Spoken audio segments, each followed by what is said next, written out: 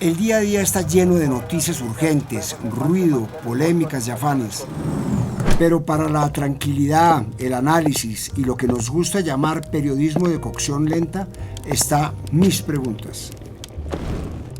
Un programa de Prisa Media hecho por CAFAM, inspirando sonrisas.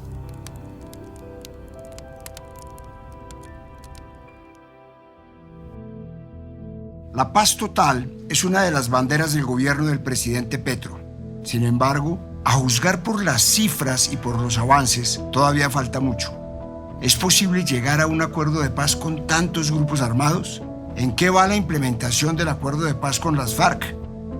Para este capítulo hablamos con el senador y ex jefe negociador de paz Humberto de la Calle, con el senador Iván Cepeda, con el exgobernador del Meta Juan Guillermo Zuluaga y con Andrés Preciado de la Fundación Ideas para la Paz. Soy Roberto Pombo, bienvenidos a el capítulo 75 de Mis Preguntas. ¿Qué pensarían si les digo que en el planeta Tierra hay un punto desde el que puede verse claramente el futuro y otro desde el que puede verse de igual forma el pasado? Está en uno de los puntos más al norte, en un lugar donde se cruzan el mar de Bering y el mar de Chukotka, en pleno Ártico. Como puede imaginarse, es un ambiente tapado por la niebla y bosques cubiertos de hielo, con una temperatura extrema. Les estoy hablando de dos islas, las islas Diomedes y una, Diomedes Menor, que pertenece a Estados Unidos, la que se ubica en el lado occidental, y la otra, Diomedes Mayores de Rusia, y está en el lado oriental, o sea, en el futuro. Este par de islas están separadas solo por 3,8 kilómetros, unas 38 cuadras mal contadas. Sin embargo, si nos ponemos con tecnicismo, cruzar esos 4 kilómetros lo pueden llevar 21 horas hacia adelante o 21 horas hacia atrás. Esto se debe a que justo en ese corto espacio que hay entre las dos islas hermanas, atraviesa de norte a sur la línea internacional de cambio de fecha, una línea imaginaria terrestre que se trazó paralela al meridiano 180 y que determina, como ya lo indica su nombre, el cambio de fecha, por lo que cruzarlo de un lado al otro es cambiar de fecha un día. Por eso también se les conoce como Isla del Mañana e Isla del Ayer. Pero a pesar de este dato coctelero que lo puede ayudar a comenzar una conversación o a quedar bien en una reunión, hay algo que me llamó más la atención. Hasta hace varias décadas, antes de que terminara la Segunda Guerra Mundial y se levantara la cortina de hierro, en invierno, cuando el hielo cubría el espacio de mar que las separa, podía pasarse de una isla a la otra caminando en esquí o en moto de nieve. Hasta ese momento, los dos lugares eran habitados por esquimales iñupat, quienes no conocían de pasaportes estadounidenses, rusos, comunismo o capitalismo. Simplemente ese par de pedazos de tierra en pleno Ártico eran sus hogares. Pero con el levantamiento de la cortina de hierro en 1948, la frontera se cerró repentinamente y los familiares fueron separados por lo que se conoció como la cortina de hielo. Los que vivían en la isla rusa fueron reasentados a la fuerza en el continente siberiano. En su lugar se instalaron bases militares y de investigación científica, aunque todavía quedan un centenar de habitantes civiles al lado y lado de la línea imaginaria. La división física, entonces, es más fuerte que la temporal, algo que no creí posible. A pesar de que en 1991 terminó la Guerra Fría con el desmoronamiento de la Unión Soviética, el mundo parece haber seguido con esa dinámica, dividido por una especie de línea imaginaria, ya no que indica la fecha, sino una posición en el espectro político. Otra de las tantas secuelas que quedaron hasta el día de hoy, que permanece como una cicatriz o un tanque de guerra estadounidense oxidándose en Vietnam, es el conflicto armado colombiano. La historia de Colombia es una herida que no cicatriza nunca. Si usted recuerda sus clases de historia, cada época está marcada por una guerra o disputa diferente. Contra la colonia española, contra Perú, federalistas contra centralistas, liberales contra conservadores. La palabra contra es parte de lo que somos. Pero hoy quiero simplemente hablar específicamente de un fragmento de esta historia de guerras, desde el proceso de paz con las FARC, que está por cumplir 10 años, y el ambicioso proceso de paz total que comenzó el presidente Petro. Una muestra de la división eterna en la que vivimos es que ni siquiera el hecho de que vivamos en medio de un conflicto armado es algo en lo que nos pongamos de acuerdo. en su momento siendo presidente Álvaro Uribe, se rehusaba a asegurar que en el país había conflicto armado, ni siquiera guerra, entre otros motivos, porque según él, abro comillas, reconocer conflicto interno es convalidar la actitud de los vecinos que se niegan a clasificarlos como terroristas, cierro comillas. Ya siendo expresidente, fue uno de los principales adversarios de los acercamientos del gobierno del presidente Santos para negociar la paz con la guerrilla de las FARC. Sin embargo, no existe una definición universal de qué es un conflicto armado o cuáles son los requisitos para que se le pueda llamar así. Ni los 4 convenios de Ginebra ni sus protocolos adicionales tienen una definición exacta o que avale o no su uso para un proceso de paz. Por ejemplo, según el Tribunal Penal para la ex Yugoslavia, existe conflicto armado cuando, abro comillas, se recurre a la fuerza entre estados o hay una situación de violencia armada prolongada entre autoridades gubernamentales y grupos armados organizados o entre estos grupos dentro de un estado. Cierro comillas. Y de acuerdo con el Tribunal Penal para Ruanda, abro comillas, el término conflicto armado en sí mismo sugiere la existencia de hostilidades entre fuerzas armadas organizadas en mayor o menor medida. Cierro comillas. El documento Introducción al Derecho Internacional Humanitario del Sistema Interamericano de Derechos Humanos hace una advertencia sobre el hecho de declarar conflicto armado. Abro comillas. Si el umbral es excesivamente bajo, se corre el riesgo de favorecer el bandidaje y la delincuencia común que se encuentran dentro del ámbito de acción de la policía y las leyes penales internas. Por el contrario, si el umbral es excesivamente alto, se pueden generar situaciones de desprotección para las víctimas de los conflictos armados. Cierro comillas. En noviembre de 2022, el presidente Gustavo Petro sancionó la Ley de la Paz Total, es decir, una renovación de la Ley 418 de 1997, que es el marco jurídico que le otorga facultades al presidente de la República para adelantar negociaciones con grupos armados al margen de la ley. Esa misma ley se sancionó por primera vez en el gobierno del entonces presidente Samper, en un momento en que la violencia del país hacía clara la necesidad de dar instrumentos para tener acercamientos con las guerrillas, y desde entonces la han renovado o actualizado los presidentes Álvaro Uribe para hacer en 2008 el proceso con las Autodefensas Unidas de Colombia y Juan Manuel Santos para comenzar los diálogos con la guerrilla de las FARC.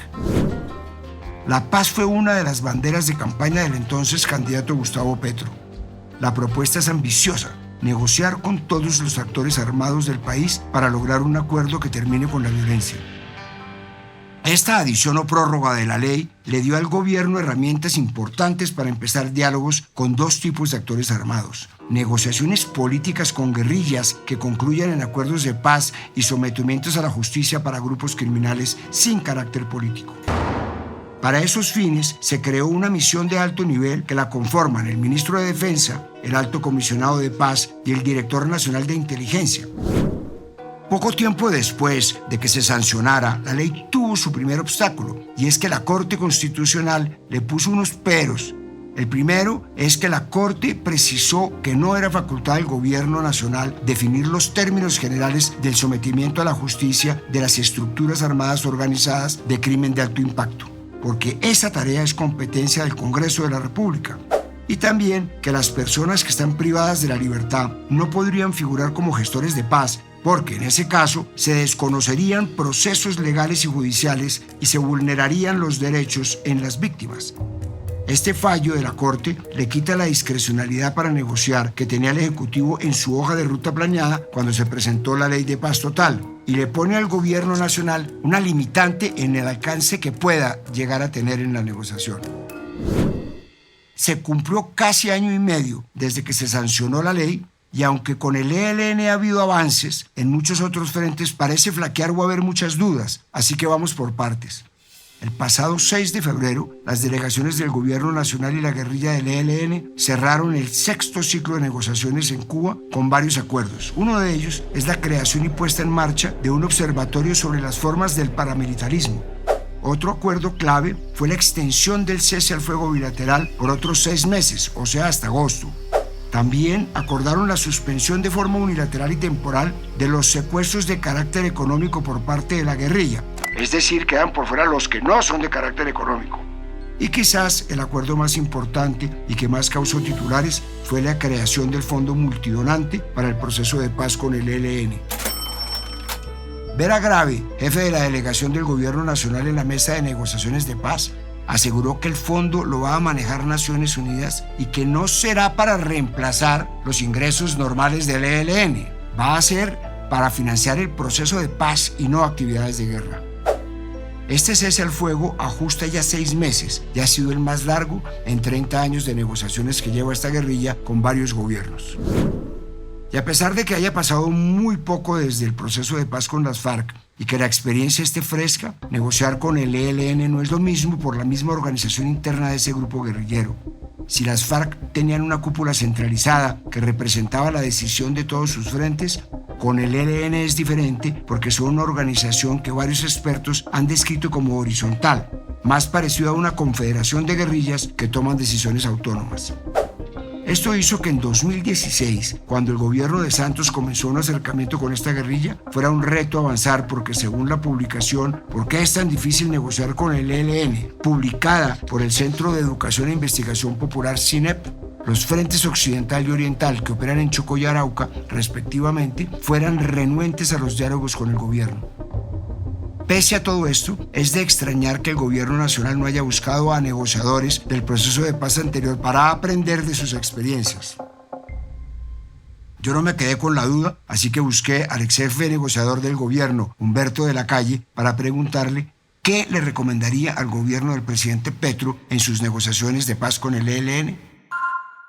Pues recomendaciones no doy porque las recomendaciones suenan a consejo y eso es un poco arrogante y más cuando se trataría de un consejo no pedido. Pero 2 reglas básicas. La primera, cuando uno se sienta en la mesa con un grupo ilegal, lo primero que tiene que tener es la capacidad y la convicción de que puede romper. Suena como una paradoja. Uno quiere tener éxito, quiere negociar, pero la capacidad de romper va primero que el deseo de negociar.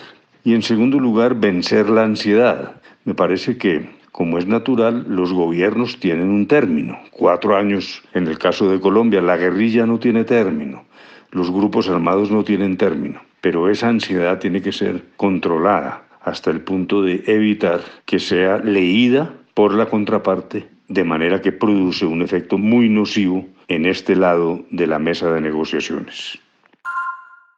La seguridad parece haber sido la gran sacrificada en detrimento de la paz total, lo que puede leerse como una paradoja.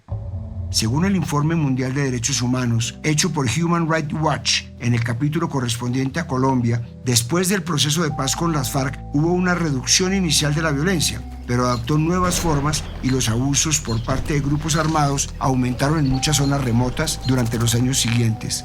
Incluso, el informe asegura que en 2022 la violencia en el país alcanzó niveles similares a los que existían inmediatamente antes del proceso de paz. Juan Papié, investigador de Human Rights Watch, le dijo al diario El Espectador, abro comillas, los ceses al fuego pueden ayudar a traer alivio a las comunidades si se realizan con los protocolos correctos y sin las improvisaciones que vimos a comienzos de 2023. Pero sin una política de seguridad sólida a nivel territorial, difícilmente traerán mejoras sostenibles en los indicadores de seguridad ni ayudarán a garantizar el éxito de las negociaciones. Se necesita una estrategia coordinada de policía, fiscalía y fuerzas militares para proteger a la población en el terreno y judicializar estratégicamente a los grupos armados. Cierro comillas. ¿Cómo han recibido las regiones más afectadas por la violencia el proceso de paz total? Le hice la pregunta al exgobernador del Meta, Juan Guillermo Zuluaga. El proceso de paz total en el departamento del Meta ha sido muy perjudicial para la región. Solamente ha permitido el fortalecimiento de los grupos criminales, la nueva Marquetalia, las disidencias y otros grupos al margen de la ley que bajo el amparo de la paz total solamente han ampliado su territorio. Hoy tienen mayor poder de intimidación, hoy tienen mando, hoy tienen territorio, hoy tienen a todo el mundo extorsionado, ha vuelto el secuestro. Hemos tenido reclutamiento de menores, han vuelto a enterrar minas antipersona y la intimidación hacia las comunidades ha sido muy dura. Así que la paz total si no está acompañada de seguridad total, solamente nos está generando problemas. Nosotros en el Meta, como en todo el país, también queremos la paz y soñamos con alcanzar la paz, pero con un Estado firme, fuerte, un Estado que no se deje doblegar ni arrodillar, que es lo que sentimos que están haciendo todos estos grupos, que se aprovechan de la generosidad del gobierno para ampararse en sus actividades delictivas. El entregarles el cese al fuego, levantar órdenes de captura, todo eso solamente ha sido contraproducente para nuestro departamento. Si uno sigue buscando cifras, muchas de ellas parecen apuntar a que la situación de seguridad no parece mejorar. Según los datos de Indepaz, en todo 2023 fueron asesinados 188 líderes sociales y defensores de derechos humanos. En lo que va a 2024, se han presentado 4 masacres en el país. En 2023 hubo 93 masacres con 300 víctimas. En 2022, 94 y 300 víctimas. En 2021, 96 y 338 víctimas. Y en 2020 hubo 91 masacres con 378 muertos. En un comunicado del 24 de enero, el Consejo Regional Indígena del Cauca denunció que grupos al margen de la ley han afectado el libre tránsito y movilidad por los ríos Caquetá y Orteguaza, además de la aparición en redes sociales de mensajes que amenazan a las comunidades con un paro armado. Por otra parte, hace menos de un mes, la Defensoría del Pueblo lanzó una alerta temprana que advierte de la expansión de grupos armados como Clan del Golfo, el ELN, las disidencias de las FARC y otras estructuras de crimen organizado por todo el país. Por ejemplo, según la comunicación, solo el Clan del Golfo pasó de tener presencia en 253 municipios en 2022 a 392 en 2023. Y las disidencias de las FARC, Estado Mayor Central y Segunda Marquetalia pasaron de tener injerencia en 230 municipios en 2022 a 299 el año pasado, con presencia en más de la mitad de los departamentos del país. Y finalmente, la Defensoría advirtió que de los 205 informes de seguimiento que han emitido, solo en un 1% ha podido declararse el riesgo mitigado, mientras que en el 65% ha tendido a agravarse y en un 32% se ha mantenido igual. Una de las quejas que más suele escucharse con respecto a la seguridad es sobre el recrudecimiento del cobro de vacunas en las zonas rurales a los finqueros. El año pasado se denunciaron 10.263 casos de extorsión en el país, un incremento si se compara con los 9.791 que se reportaron en 2022 según cifras del Ministerio de Defensa. Y es que no es poca la plata que deja ese delito. En diciembre del año pasado, fuentes de inteligencia de las fuerzas militares le dijeron a RCN Radio que el ELN recibe aproximadamente 18.000 millones de pesos mensuales producto de las extorsiones y secuestros. Esperemos que con la creación del Fondo Multidonante para el proceso de paz con el ELN, las cifras bajen. Según le explicó a La Silla Vacía el investigador del conflicto y profesor de Uninorte de Barranquilla, Luis Fernando Trejos, uno de los motivos por los que la extorsión se ha elevado tanto es para suplir la caída de los precios de la coca en Colombia. Según el consolidado del Ministerio de Defensa, los secuestros pasaron de 223 en 2022 a 331 el año pasado, mientras que el secuestro extorsivo pasó de 141 casos a 219. Busqué a Andrés Preciado de la Fundación Ideas para la Paz para preguntarle ¿cómo afecta la crisis de seguridad al proceso de paz total? Esto me dijo. La crisis de seguridad en el país se está viendo afectada fundamentalmente por el enfrentamiento que tienen los grupos armados entre ellos y no tanto como pasaba antes por la confrontación entre el Estado y los grupos armados ilegales. Esas confrontaciones entre los grupos armados se están dando sobre todo en norte de Santander, en Antioquia, Bolívar, en el Chocó, en algunas partes del Valle del Cauca, Arauca, en el Cauca, Nariño y Putumayo. Y el principal proceso de afectación tiene que ver primero con cómo se garantiza la presencia del Estado y la legitimidad del Estado, mientras en los territorios los grupos armados, algunos de ellos involucrados en procesos de negociación, están enfrentándose y generando afectaciones comunitarias, pero a la vez cómo a la par de esos procesos de negociación los grupos siguen en un fortalecimiento constante. Para la opinión pública es bastante difícil entender que el mismo grupo armado haga parte de procesos de negociación supuestamente de cara a su desmovilización y desarme final, pero que estén generando afectaciones a las comunidades a través de confinamientos, a través de situaciones que ponen en peligro a la gente. Esta es la principal afectación de la paz total, lograr que ese anhelo por disminuir las afectaciones humanitarias se concrete en el territorio y que no queden presas las comunidades de las disputas entre violentos. En paralelo con el proceso de paz del gobierno con el ELN, que parece avanzar mejor, también hay acercamientos y diálogos con otros grupos armados. Y la tarea es titánica, especialmente porque según informes reservados hechos por hombres de confianza de inteligencia militar y publicados por Reuters en abril del año pasado, son 5 los grupos armados que actúan en el país. El ELN, el grupo más grande, el Clan del Golfo, el Estado Mayor Central, la Segunda Marquetalia, estas dos últimas disidencias de la antigua guerrilla de las FARC, y los Pachenca, también conocidos como autodefensas conquistadores de la sierra. Con este último grupo, el gobierno negocia un sometimiento a la justicia y según anunciaron en su cuenta de X, el 25 de enero detendrían toda acción militar en Santa Marta, Ciénaga y La Guajira con el fin de dar garantías a una reunión que, según dijeron, tendrían el 29 de enero. Sin embargo, el diario El Espectador informó que el comisionado de paz, Oti Patiño, no asistió.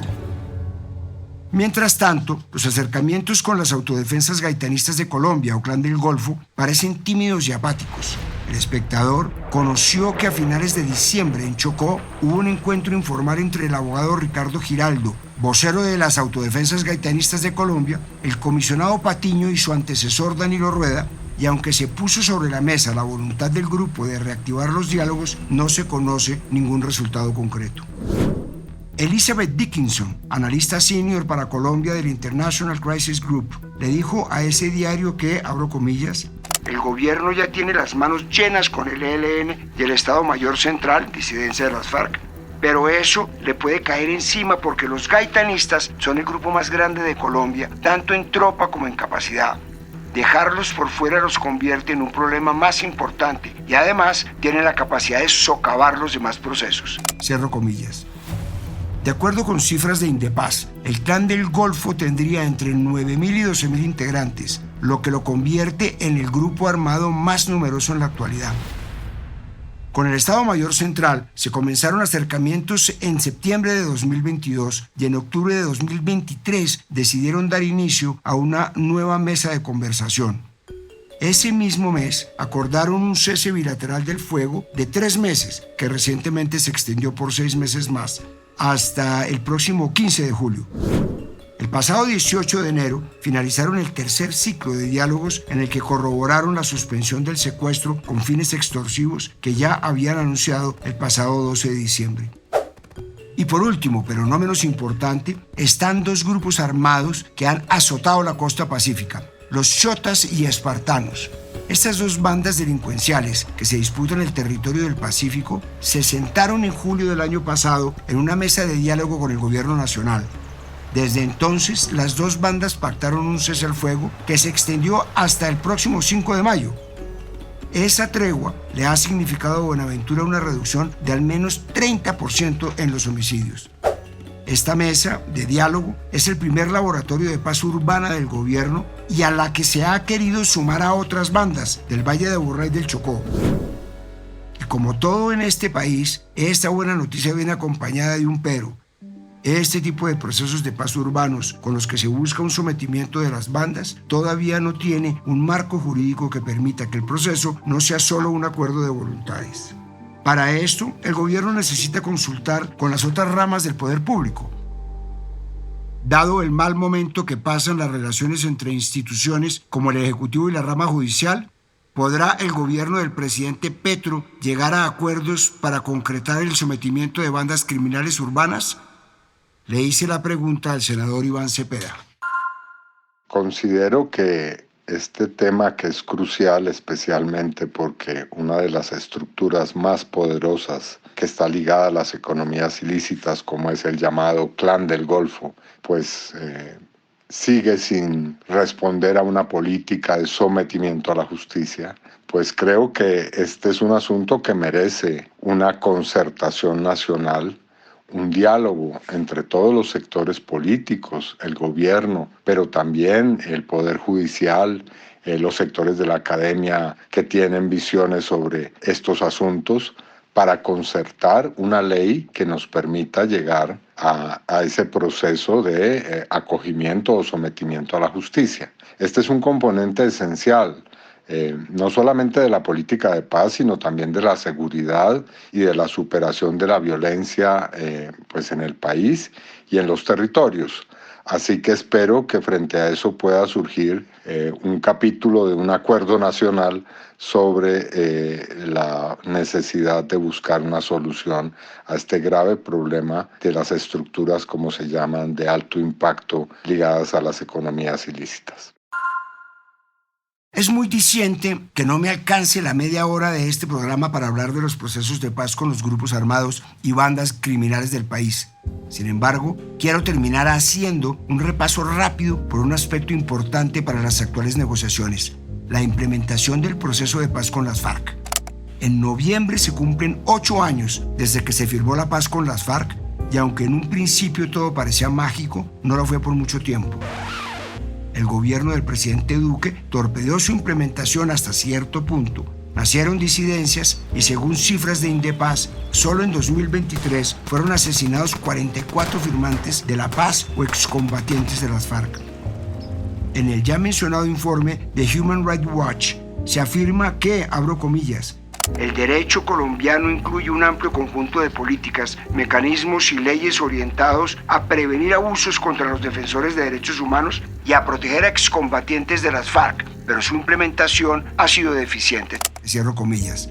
Y es que fue el mismo presidente Gustavo Petro quien dijo el año pasado, abro comillas, no se va a implementar el acuerdo de paz con las FARC, realmente se va a incumplir ese tratado porque es un tratado más que un acuerdo, porque no somos capaces de construir un régimen de verdad, no somos capaces de afectar el territorio y transformarlo positivamente, y no somos capaces de repartir la tierra. Cierro comillas. Como decía, este incumplimiento no comenzó en este gobierno.